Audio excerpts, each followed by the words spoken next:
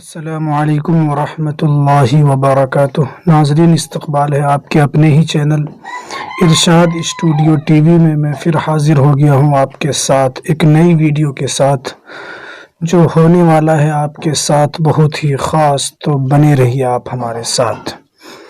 تو ناظرین، جیسا کہ آپ لوگ جانتے ہی ہیں کہ میں روزانہ اردو سے ہندی اصطلاحات کے اوپر روزانہ 20 سے 25 ورڈ میں روزانہ لے کر آ رہا ہوں۔ اگر آپ نے نہیں دیکھا ہے، ان تمام ویڈیوز کا لنک میں ڈسکرپشن میں ڈال دوں گا، آپ وہاں سے جا کر تمام ویڈیوز کو جا کر دیکھیں۔ بہت ہی اہم اور مفید ہے آپ لوگوں کے لیے وہ ویڈیوز جو اردو انوادک یعنی اردو مترجم کی تیاری کر رہے ہیں۔ کسی بھی چیز کے اندر کامیابی کے لیے اس کے پیچھے لگنا بہت ضروری ہے، اس کے لیے محنت کرنا ضروری ہے، اس کے لیے کتابوں کا مطالعہ کرنا بہت ضروری ہے۔ اس لیے علامہ اقبال کا بھی ایک شعر ہے جو مجھے ابھی یاد آ گیا۔ علامہ اقبال کا وہ شعر ہے، مٹا دو اپنی ہستی کو اگر کچھ مرتبہ چاہو، مٹا دو اپنی ہستی کو اگر کچھ مرتبہ چاہو، کہ دانہ خاک میں مل کر گل و گلزار ہوتا ہے۔ تو جب تک اپنے آپ کو کچھ بنانے کے لیے اپنے آپ کو اس کے پیچھے نہیں لگائیں گے، اس کے پیچھے نہیں مٹائیں گے، تب تک وہ چیز آپ کو حاصل نہیں ہو سکتی۔ اس لیے میں گزارش کروں گا کہ آپ روزانہ اس کے اوپر اردو سے ہندی اصطلاحات کے اوپر مکمل ویڈیوز دیکھیں، اور تب تک آپ کی پکڑ اس کے اندر ضرور مضبوط ہو جائے گی۔ انشاءاللہ آپ کو اس سے کافی مدد ملنے والا ہے۔ تو چلیے، میں دیر نہیں کروں گا۔ اب میں آپ سے ایک ریکویسٹ کروں گا، آپ اگر ہمارے چینل پر نئے ہیں تو ہمارے چینل کو سبسکرائب کر لیں اور بیل کے آل کے نوٹیفیکیشن کو دبا دیں، تاکہ آپ ہماری ہر ویڈیوز کی خبر سے باخبر رہ سکے، آپ کو تمام ویڈیوز کی نوٹیفیکیشن مل سکے۔ چلیے کرتے ہیں ویڈیو کی شروع۔ تو دوستو، جیسا کہ آپ جانتے ہی ہیں، میں آپ بہت ہی اہم سب اصطلاحات میں آپ کے لیے لے کر آ رہا ہوں، اس لیے ان تمام اصطلاحات کو آپ دیکھیں اور دھیان سے دیکھیں اور دھیان سے آپ اس کو پڑھنے کی کوشش کریں۔ تو دوستو، سب سے پہلے ہے تشدد سے گریز کرنا۔ تشدد کو ہندی کے اندر بولتے ہیں ہنسا۔ تشدد کو بولا جاتا ہے ہندی کے اندر ہنسا۔ میں آپ کو اردو کا ایک ایک لفظ الگ الگ کر کے بتاؤں گا تاکہ آپ کو سمجھ میں آئے کہ اس کی ہندی کیا ہے اور اس ہندی کی اردو کیا ہے۔ تشدد کو ہندی کے اندر ہنسا کہتے ہیں اور گریز کو کہتے ہیں دور رہنا۔ میں اس چیز سے گریز کرتا ہوں، یعنی میں اس چیز سے دور رہتا ہوں، تو اس کی پوری ہندی آ جائے گی ہنسا سے دور رہنا، یعنی تشدد سے گریز کرنا۔ اس کے بعد دیکھیے خاتمہ کرنا۔ خاتمہ کرنا، انت کرنا۔ خاتمہ کا مطلب یہ ہے کہ اس کو مٹا دینا، اس کو ختم کر دینا۔ اس کی ہندی آتی ہے خاتمہ کی انت کرنا، یعنی اس کو مٹا دینا، اس کو بھی آپ کہہ سکتے ہیں خاتمہ کرنا، انت کرنا۔ اس کے بعد دیکھیے کم کرنا۔ کم کرنا کس کو کہتے ہیں؟ کم کرنا کو کہتے ہیں نیون کرنا، کم کرنا، یعنی کوئی چیز اگر زیادہ ہے تو اس کو کم کرنا ہو تو اسی کو کہا جاتا ہے نیون کرنا، یعنی کم کرنا۔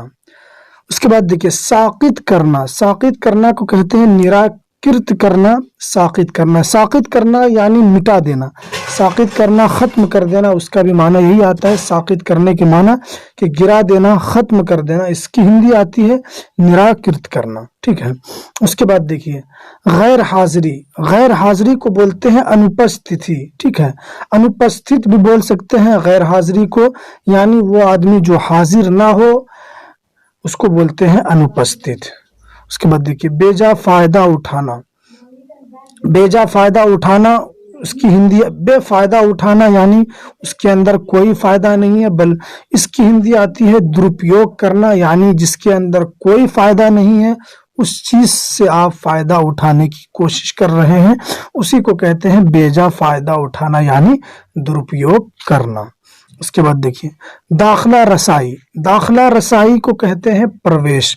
दाखला के माना भी प्रवेश, रसाई यानी दाखिल होना, उसी की हिंदी आती है।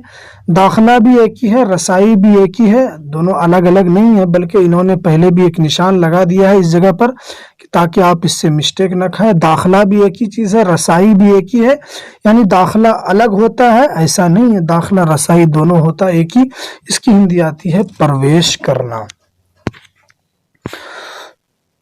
उसके बाद देखिए मुलजिम, शिरकत, शिरकत किसे कहते हैं? शिरकत करते हैं अधिमिलन, अधिमिलन को कहा जाता है शिरकत, यानी किसी प्रोग्राम के अंदर शरीक होना या किसी भी चीज के अंदर शरीक होना उसे शिरकत कहा जाता है। उसकी हिंदी आती है अधिमिलन, इसकी हिंदी आती है अधिमिलन। मुलजिम शख्स यानी जिसके ऊपर इल्जाम लगा हो, मुलजिम शख्स जिन्होंने गुनाह किया हो उसको कहा जाता है मुलजिम शख्स। उसकी हिंदी आती है अभियुक्त व्यक्ति, अभियुक्त व्यक्ति को क्या कहा जाता है? मुलजिम शख्स। क्या कहा जाता है अभियुक्त व्यक्ति को? अभियुक्त व्यक्ति को कहा जाता है मुलजिम शख्स। उसके बाद देखिए इकरार वफादारी, इकरार वफादारी को कहा जाता है निष्ठा। इकरार करना में निष्ठा, निष्ठा अविस्वीकार करना, ठीक है, अविस्वीकार करना को बोलते हैं इकरार वफादारी यानी निष्ठा, ठीक है। उसके बाद देखिए हुसूल, हुसूल को कहते हैं अर्जन, अर्जन को कहा जाता है हुसूल, यानी किसी चीज का जब हुसूल हो जाए उसकी हिंदी आती है अर्जन। और बराअत, बराअत को कहते हैं देश मुक्त, यानी इससे वो शख्स मुक्त हो गया, यानी इससे इसकी छुट्टी हो गई, यानी इससे इसकी बराअत हो गई। इस तरह का अल्फाज उर्दू के अंदर इस्तेमाल होता है। उसके बाद देखिए फेल, फेल को कहते हैं कार्य, लोक कार्य, ठीक है। कोई फेल काम, कोई सरकारी काम को कहते हैं लोक कार्य। अगर आप कहते हैं कोई काम तो फेल को कहा जाता है काम, इसकी हिंदी आती है कार्य। एक्ट को बोलते हैं अधिनियम, एक्ट, कोई एक्ट, एक्ट एक बिल होता है उसी को एक्ट कहा जाता है, उसी की हिंदी आती है अधिनियम।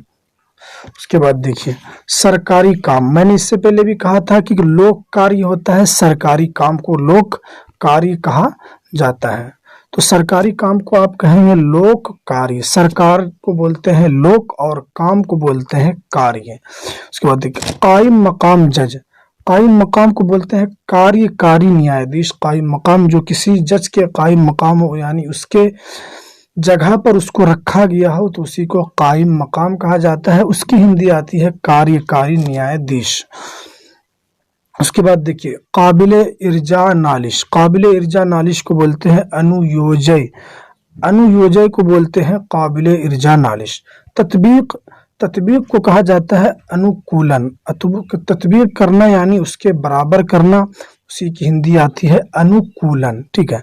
इजाफी जायद दोनों एक ही है, उसी की हिंदी आती है अतिरिक्त। इजाफी का माना ये होता है ज्यादा करना, यानी ये चीज जितना की जरूरत है उससे जायद है तो उसी को बोला जाता है इजाफी, और जायद भी जायद ही को बोला जाता है, उसी को बोलते हैं अतिरिक्त हिंदी के अंदर।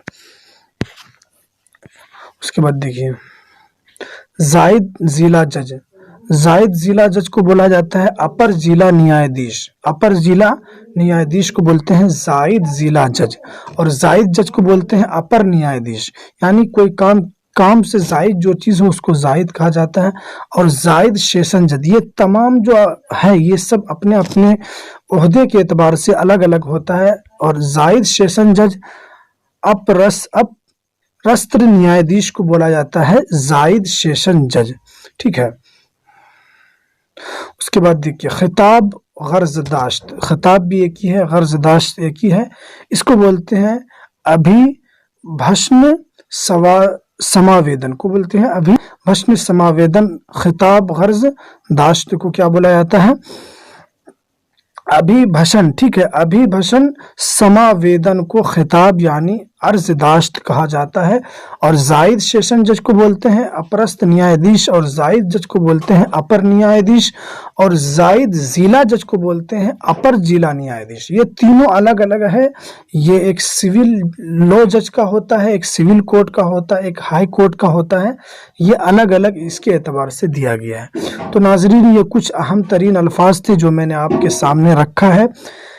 اگر آپ کو یہ ویڈیو پسند آیا ہو تو اس ویڈیو کو لائک کریں، شیئر کریں، کمنٹ کرنا نہ بھولیں، اور جو BSSC اردو انوادک کی تیاری کر رہے ہیں ان تک اس ویڈیو کو پہنچانے میں ان کی بھی مدد کریں اور ہماری بھی مدد کریں۔